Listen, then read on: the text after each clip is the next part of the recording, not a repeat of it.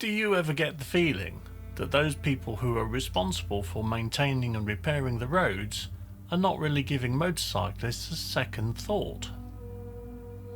Well, you may not be that far off the truth, and I'm going to explain to you why.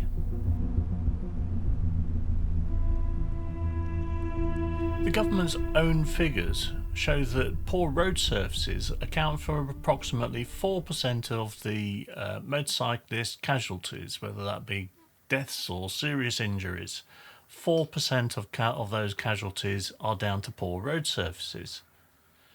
Now that may not sound like a lot, but when you then compare it to car drivers, where it is 2%, and even cyclists, where it is also 2%, you can see that the numbers are disproportionate. So the risk to riders from poor road surfaces is measured, it's real, and it is disproportionate. But the roads aren't being managed as if that was the case. So the real question has to be, why is that?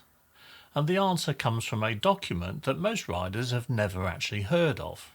Now this document has got a pithy title. It's called Well-Managed Highway Infrastructure Code of Practice. And yes, it's just as boring to read as the title might suggest.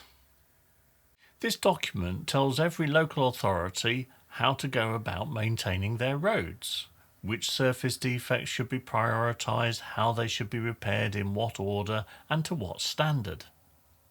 Now, MAG obviously only became interested in this document because the evidence suggests that it is not providing a solution that is fit for purpose when it comes to motorcyclists.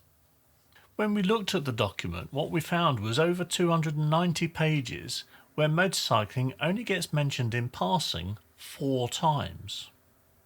Yes, just 4 times.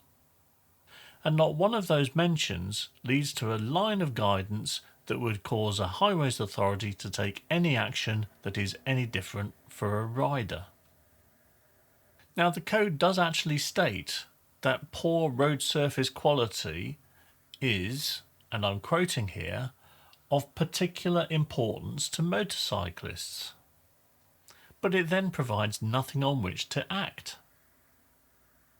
So that's recognition without consequence. Every defect assessment defaults to the car driver perspective.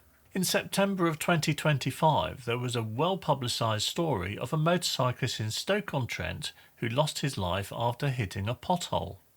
That pothole had been reported 154 days before the accident took place, and yet the council had given it a low priority. Despite this fact, the coroners quite clearly said that that pothole was a significant and substantial causal factor in the death of that motorcyclist. So the council's own risk assessment had operated in a way that the framework allows. Earlier this month, I submitted a formal response on behalf of the Motorcycle Action Group to a consultation on a revision of this particular code of practice. In it, we made the argument that motorcycle vulnerability must be taken into account in these risk assessments. We've made the point that wherever motorcycle safety is at stake, the language in the code must revolve around the word must, not if it's appropriate, not if it can be done. Must. The revised code is expected to be published in the autumn of 2026. So we are going to be on the lookout for that. If there are meaningful changes, we will indeed say so. But if motorcyclists are still absent from this code of practice, that will have been on formal record that we've raised the issue and we will be asking questions. So that feeling that you get that the roads are not being managed with your interests at heart is not paranoia. It is a simple reaction to the reality that comes out of this poor code of practice. And it is that we are trying to change. This full story appears in a blog post which is available on the MAG website. There'll be a link in the description below this video.